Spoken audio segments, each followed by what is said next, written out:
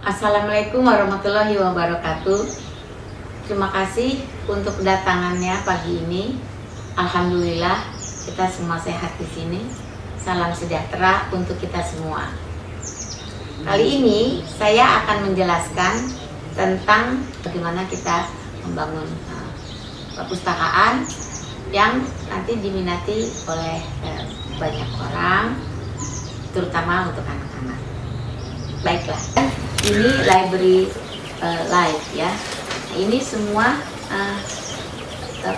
aktivitas, misalnya ada bulan buku ya, lalu satu sekolah lomba-lomba siapa yang paling banyak pinjam buku atau menyumbang buku yang paling banyak ya, nanti yang layak pakai ditaruh di perpustakaan, atau juga tukeran buku. Jadi setiap anak bawa dua, nanti dia boleh ambil satu dari temannya, nanti boleh dibawa pulang. Nanti yang sisanya untuk perpustakaan, kalau yang sudah dipilah layak pakai ditambahkan di perpustakaan. Ini macam-macam aktivitas ya terkait dengan perpustakaan. Lalu kemudian ini ada buku Bookweek ya. Jadi satu minggu ada aktivitas parade buku ya. Setelah anak-anak di Bookweek itu banyak-banyakan baca buku, lalu tukeran buku atau sumbang buku dan sebagainya. Kemudian terakhirnya nanti dibikin tabel siapa yang paling banyak kelasnya, lalu nanti diberikan sertifikat untuk membaca buku dan seterusnya. Ini ada di Bookweek satu minggu penuh. Nah nanti terakhirnya parade ya, anak-anak memakai kostum sesuai buku yang dia suka. Dulu anak saya sukanya yang pemain golf itu, Tiger Woods. Wah, dia senang sekali karena dia suka golf, lalu dia suka baca buku-buku Tiger Woods, sejarahnya segala macam. Kemudian dia pakai baju seperti Tiger Woods, bawa stick golf. Ada juga sukanya princess, dia pakai baju princess. Ada juga sukanya pakai mermaid ya, baju kayak putri duyung. Ada juga pakai baju pemadam kebakaran, pakai baju polisi. Nah itu bukunya dia pegang, lalu dia keliling-keliling ya, keliling lingkungan sekolahnya atau lingkungan dalam atau luar sekolahnya, terserah ya. Nah itu untuk menunjukkan perayaan ya, dari seminggu dia beraktivitas terhadap buku. Tips aktivitas menarik di perpustakaan. Nah, di perpustakaan tidak boleh ribut, tetapi ada hal-hal pelajaran yang menarik yang kita bisa lakukan di perpustakaan. Nanti kan ada pojok storytelling. Nah, itu bagaimana ceritanya? Nah, misalnya, nah ini, ya, ini ada buku cerita, ya, tentang batik Basure, tentang batik Basure. Batik Basure itu batik dari Bengkulu yang ada tulisan atau motif-motif tulisan Arab. Nah, jadi ada seorang anak ini ceritanya ya, dia pengen nanti pada hari tertentu perayaan di sekolahannya dia mau pakai baju princess ya, raja-raja kayak Frozen gitu kan, Cinderella. Wah, anak-anak senang beli baju itu, senang pakai baju itu. Pokoknya dia bilang sama neneknya, sama mamahnya, nanti aku mau pakai baju itu. Nah suatu ketika di sekolah, ibu gurunya menceritakan ya jenis-jenis kain. Nah ini ada satu kain dari Bengkulu, dia pelajaran di kelas. Nah nanti itu kainnya namanya batik Basure. Terus dia sangat ingin akhirnya pindah, tidak lagi mau baju princess, tapi mau baju yang batik Basure. Karena sudah dipromokan oleh gurunya di dalam kelas ya, dicita-cita kamu pakai baju apa gitu. Tadinya kan dia mau pakai baju princess seperti ini, tapi karena gurunya sudah bercerita tentang batik Basure, lalu dia cari-cari di rumah. Nenek, kita punya nggak kain batik Basure? Kita maunya, nanti saya maunya bikin baju batik Basure. Nah jadi pada suatu ketika neneknya jahitin, lalu dihadiahkan untuk dia menggunakan baju batik Basure yang diterangkan oleh gurunya, lalu dijahitkan olehnya. Wah, dia bangga sama teman-temannya karena apa yang jadi pelajaran, lalu dia sudah punya bajunya bagus ya. Nah, setelah kita menerangkan tentang batik Basure, kita kasih tahu juga ini ada batik ya. Nah, sambil kita habis cerita ini, kita bawa batik-batik kalau kita lagi giliran storytelling. Ini kain batik. Nah, ini batik dari Pulau Jawa ya, bagus ya. Nah, kemudian ada lagi kain batik lain. Ini batik dari Pulau Jawa. Ini batik dari Sumatera Barat atau dari Sumatera ya, Sumatera Barat. Ini kain batik Tanalie. Nah, namanya dari nenek saya ya. Batik Tanalie ini colornya dibuat dari tanah macam-macam color. Tanah tuh warnanya macam-macam ya, lalu dibuat batik seperti ini. Wah, ini harganya katanya mahal, bagus ya. Nah, jadi ada kain batik Tanalie yang dikenakan di sekolah tadi, batik Basure, karena ada huruf-huruf Arabnya di sini. Surah itu surat ya, surat nanti akurat. Lalu selain kain batik, ada juga kain tenun ikat. Ini tenun ikat yang buat anak saya ya. Waktu kami jalan-jalan ke Lombok, ada yang sedang membuat tenun ikat. Lalu anakku dua-duanya, Ana dan Tovan, mencoba menenun sampai dapat beberapa baris atau beberapa layer. Lalu kami bilang boleh nggak di stop, dan kami beli buat kenang-kenangan dan oleh-oleh. Ini buatan anak saya sebagian ya. Nah, ini namanya tenun ikat dari Lombok. Tenun ikat tuh ada di macam-macam, sampai di Jepang juga ada tenun ikat di Okinawa. Nah, di situ ada museumnya, di situ ada juga bahwa tenun ikat itu dari Lombok, dari Sumba, ke dari mana ya, Ibu tahu. Dari Batak juga tenun ikatnya bagus ya, dia lebih dominan warna hitam. Lalu nanti ada lagi ya, ini tenun ikat dari Sumatera Barat nih yang ngasih nenek saya ya. Nenek saya bilang ini katanya benangnya, ini benangnya kalau dirajut jadi seperti ini ya, tapi ada juga benangnya ditenun seperti ini. Kalau nenekku bilang ini benang ameh ya, dan didapatnya dari India ya, pada saat itu belum ada produksinya mungkin di Indonesia. Lalu gitu. Nah, ini tenun ikat dari Sumatera Barat namanya, tenun ikat benang ameh. Nah, jadi bisa dikembangkan dari buku sederhana ini yang isinya luar biasa bagus untuk mengembangkan pemahaman anak. Nah, itu salah satu pelajaran yang menarik dari perpustakaan ya. Lalu kemudian kita juga bisa pakai papat-papat ya. Ini namanya hands puppet. Jadi kalau kita tadi bercerita tentang fabel, tokohnya binatang-binatang ya, ini binatangnya apa nih? Ini sapi dan lion. Nanti kita cari, ada yang sapi, ada yang lion. Cuman dua, isi tokohnya cuman dua di buku ini. Hanya lion dan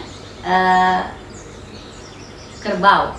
Ya, jadi nanti pas saat kerbau ngomong, pada saat lion ngomong, itu cuma dua ya. Bisa pakai hands puppet. Nanti kalau tokohnya lebih dari satu, ini ada yang ini namanya finger puppet. Jadi misal tokohnya lebih dari satu, nanti kita bisa nyanyi pakai tokoh ini ya, karena anak-anak yang seperti ini namanya finger puppet. Nanti kita bisa menyanyikan seperti ini. Di sini kan polar bear, what do you hear kita ganti aja what do you see. Anak-anak semua suruh pegang puppet-puppetnya sambil belajar mengenal nama-nama binatang. Di sini kan polar bear, what do you see? Di sini what do you hear ya. Soalnya nanti dia harus menerangkan suaranya. I see lion looking at me. Nanti yang lionnya nyanyi lagi, lion, what do you see? Ya, ini kan ada ya puppet lion. Nanti Anda akan pegang lion, dia menyanyikannya. Nanti lionnya bilang ini, I see hippopotamus looking at me. Kalau misalnya what do you hear? Kalau nanya ke lion, misal atau nanya ke kucing, bisa meong kepada anak itu. Jadi dia bilang aku lihat kucing lalu aku meong gitu ya. Tapi kalau dia belum paham nama-nama binatang, mendingan looking at me. Nah, jadi semua anak bisa membaca buku ini sambil memainkannya. Menarik bukan? Kemudian ya, bisa juga puppetnya seperti ini ya. Ini cerita tentang Goldilocks and the Three Bears. Nah, si Goldilocks and Three Bears. Ya, ini ceritanya.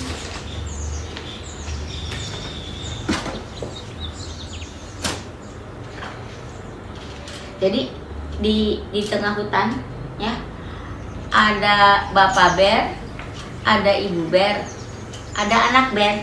Nah, kita buka saja. Ada bapak bear, ada ibu bear, ya, ada anak bear. Ya. Lalu mereka keluar dari rumahnya di tengah hutan. Lalu si Goldilocks masuk ke rumahnya, masuk ke rumah orang. Nah, ini dia Goldilocks, ya. Kemudian di mejanya ada 3 sup, ya, bubur dia 3 bubur sup enak kayaknya. Lalu dia makan tuh, yang satu tuh dia makan. Wah, saya kurang suka. Cuman bukan 1 aja. Lalu ada tempat tidurnya 3. Lalu dia tidurin, jadi acak-acakan tempat tidurnya. Dia pergi lagi ke tempat lain, ya. Oh. Tuh, bangku. Dia dudukin yang kecil, bangkunya patah. Akhirnya pada saat dia ke tempat tidur capek, dia tidur. Pulang, ya, bearnya. Loh, kok rumahnya berantakan? Supnya siapa yang makan nih? Ya, kok kursinya patah? Siapa nih yang mendudukin? Wah, atau ada anak kecil tidur di kamarnya. Nah, si Goldilocks kaget, ya. Kemudian dia berlari. Nah, di sini belajar moral. Boleh nggak sih masuk rumah orang nggak bilang-bilang, tidak permisi, atau ambil makanan orang lain tidak permisi, dan seterusnya. Nah, jadi belajar sebuah cerita, tapi juga belajar moral. Nah, ini puppetnya, ya, multifungsi. Nah, ini menarik supaya anak mau datang lagi, besok-besok ganti lagi. Atau ini juga Goldilocks sama, ya. Ini cerita lain. Nanti pada saat ada mengenalkan apa-apanya, nanti tokoh-tokohnya anaknya yang memunculkan, dan seterusnya, ya. Jadi ini ada finger puppet, ada hands puppet, ada multi puppet, ya, dari cerita. Oh iya, tadi itu tentang kain-kain, ya. Itu kita bisa kembangkan kalau dia udah agak besar dengan peta, ya. Saya kasih lihat tadi.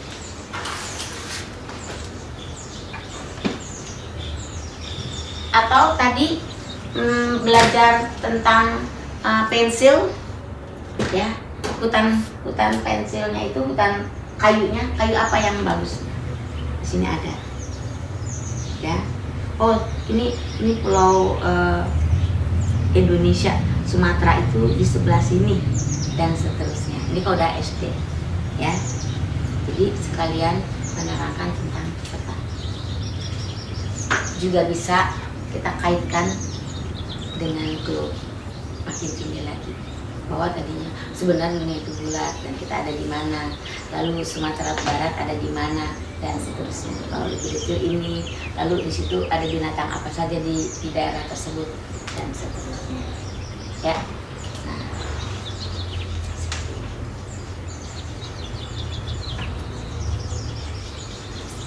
lalu bisa juga setelah selesai anak-anak menggambar, ya, disuruh menggambar, masih dalam perpustakaan bukan di kelas, supaya nanti bisa dibuat jadi buku.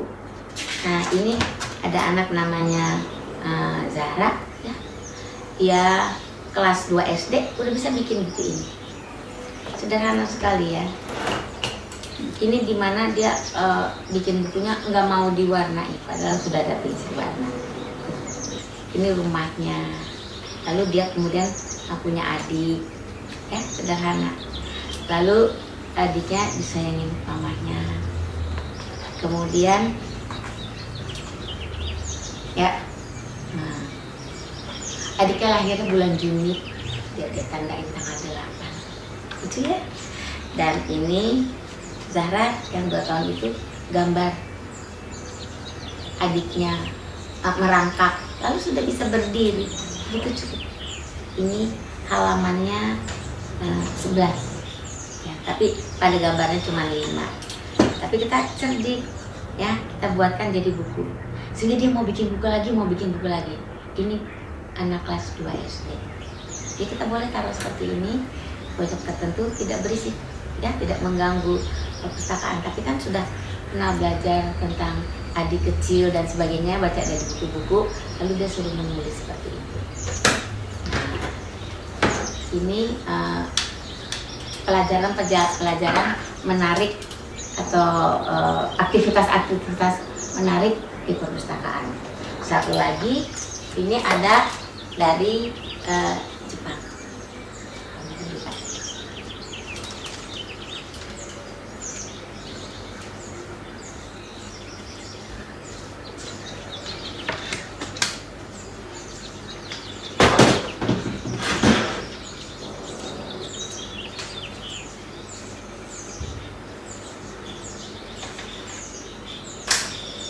Ini namanya Kamishibai, ya. Ini bermula dulu mungkin zaman 4.0, ya, zaman industri di Jepang. Dulu kan kencang sekali, lalu banyak polusi lah karena industri tersebut. Lalu ada tukang jualan makanan-makanan kecil, untuk supaya menarik anak-anak, ya, dia buat Kamishibai. Lalu nanti dia cerita, tapi nggak selesai, supaya anak-anak besok datang lagi, cintanya bersambung, ya. Waktu dia datang kan nanti jualanan yang di sepeda itu apa permen apa buat mainan-mainan kecil, anak-anak beli. Nah, supaya besok anaknya datang lagi, Kamishibai-nya diteruskan. Nah, contohnya kayak gini, ya. Ini dikembangkan untuk cerita tentang kebakaran. Nah, kalau yang dulu tuh cerita tentang polusi, ya, yang didatangkan oleh industri dan sebagainya, dan itu berdampak baik, ya, bagi Jepang, sehingga industri dikelola lebih baik lagi dengan pengaruh Kamishibai ini. Ini kan kebakaran, jadi ceritanya ada anak kecil, ya, dari jauh kampung sebelahnya kebakaran, dia nggak berani mendekat, ya, dia hanya melihat dari jauh saja. Nah, ini ceritanya yang harus dibaca di sebelah belakangnya. Jadi nanti kita taruh di sini, terbuat seperti ini, kita bisa membaca belakangnya. Nah, kita baca dari sini, tapi nanti ceritanya yang ini, ya, karena kita kan nggak lihat. Nah, seperti itu. Nah, ini heboh sekali, ya, pemadam kebakaran memadamkan api kebakaran. Dia lihat dari jauh, ya, pemadam kebakaran. Nah, ini halaman 3. kita taruh di sini, ya. Lalu kita baca dari sini untuk halaman 3. Nah, sesudah selesai api dipadamkan, anak tersebut mendekat kepada bapak pemadam kebakaran. Pak, kenapa bisa kebakaran seperti itu ya?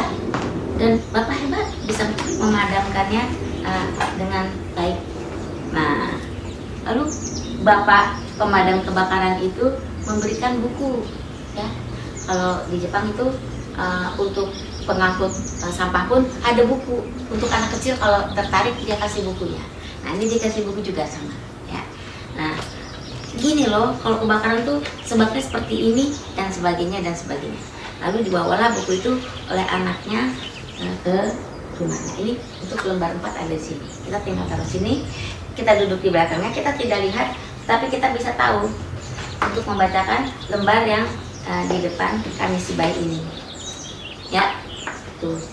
Diceritain ke temannya, itu kalau kebakaran tuh begini begitu, ya. Teman-temannya pada heboh karena kan mungkin saat itu viral ya, kampung sebelah kebakaran. Jadi anak-anak diceritain, semangat ya teman-temannya. Nah, ini kan halaman 4. Nah, ini halaman 5. Nah, di sininya halaman 5. Jadi kita taruh di baliknya halaman 5. Jadi kita bisa baca dari belakang.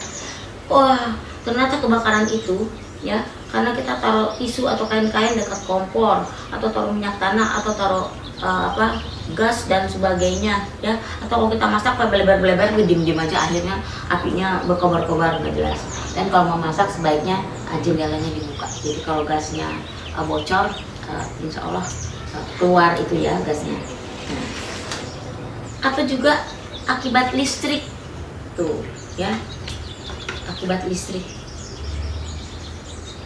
tidak ditata dengan baik dan sangat bahaya kalau di mesin cuci, ya, karena kalau terinjak kabel yang kebuka, airnya terinjak, itu listriknya menjalar dan seterusnya, ya. Lalu bagaimana cara memadamkannya, ya? Tuh, ambil air lalu ditutup ke kompor yang mengeluarkan api besar itu, atau disemprot pakai alat pemadam kebakaran yang ada disimpan di dapur atau di rumah kita. Namun kalau sudah sangat besar tidak tertanggulangi, anak-anak itu sebaiknya keluar, ya, dengan cara merunduk seperti ini, karena gas itu naik ke atas, jadi oksigen masih ada di bawah supaya dia tidak lemas dan bisa cepat-cepat keluar.